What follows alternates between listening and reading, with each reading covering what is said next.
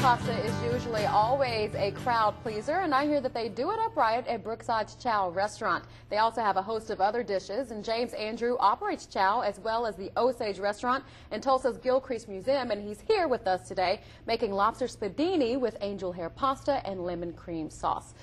Sounds delicious. It is, LaToya. It really is. There's a lot of stuff going on here, so tell us what do we have here? Okay. Well, this is the dish we're actually going to be, it's not on a regular menu, but we're going to be doing this as a special feature on our New Year's Eve menu. And this is a sort of a traditional variation on one of the most common Italian dishes you'll find, spedini. Spedini basically means something that's skewered. Although there's a million variations, sometimes it's breaded, sometimes it's rolled meat with cheese on a skewer. There's even something called spedini alla romagna that's a sandwich with prosciutto and tomatoes and cheese in bread that is dipped in an egg wash and then fried. Okay. But this is a little bit more elegant version. This is a lobster spedini.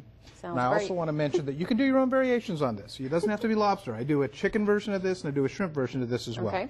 So we start off with some meat from a lobster tail, and we've just cut these into, you can see, about 1 inch, 1 ounce chunks. Okay. And the first thing we're going to do is we're going to go ahead and we're going to dip these in an egg wash so that we can bread them. So once we've coated them in the eggs, and this is just 2 whole eggs that are just beaten together, we put them in a combination of Italian breadcrumbs. And then once those nice and coated, just take... Can't be afraid to get your hands sticky. Oh no, you've got to have at least one dirty hand and one dry hand. Right. Then we put them on a skewer, and then we're going to actually put these in a broiler. A toaster oven works great. If you don't have a broiler or a toaster oven, then you can actually just saute them in a saute pan. And what you want to do is you want to allow them to brown, turn them until they're completely browned all the way around. You have this beautiful browned crust with all your Italian seasonings. How do you know when they're ready? Because I always get afraid when I'm making fish that I'm going to overcook it or undercook it. Sure. Well, typically by the time that you've browned it through, once everything's browned, you just need to touch it. You can always tell lobster and shrimp, a lot of shellfish are done when they're firm to the touch. Okay. So if they're a little bit soft and they give, you need to cook it a little bit longer. Okay. So once you have your lobster breaded, and you have that in the broiler, you can go ahead and start the sauce. And this is one of the simplest sauces you can imagine. We're going to start off with a little bit of olive oil in the pan, and once that's heated, we're just going to take a little bit of fresh garlic. And this literally only needs to sit in the oil for about 30 seconds. Okay.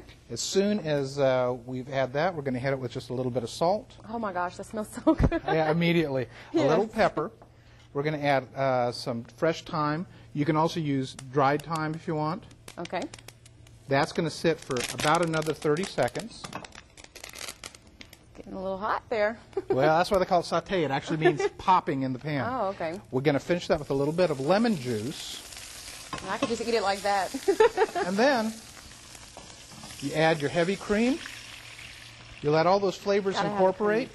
And as soon as this reduces down a little bit and all your flavors are incorporated, your sauce is done. Really? That's it? Mm-hmm.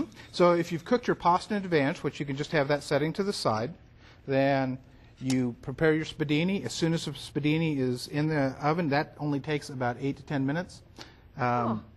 You can make your sauce while that's cooking, and then assemble the whole dish, and dinner's ready. Wow, not nearly as intimidating as it looks.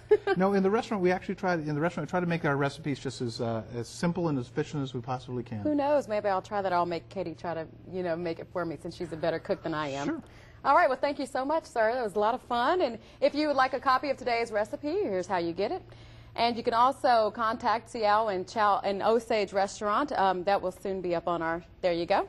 If you would like to go and check that out, and I'm gonna have to stop by. I love Brookside, and I love this kind of food. So well, thanks. I can't wait to come in there and check it out. Well, stop by Osage too. We're having our Christmas Eve brunch coming up as well. All righty, and I can't wait to chow down on this afterwards. All right.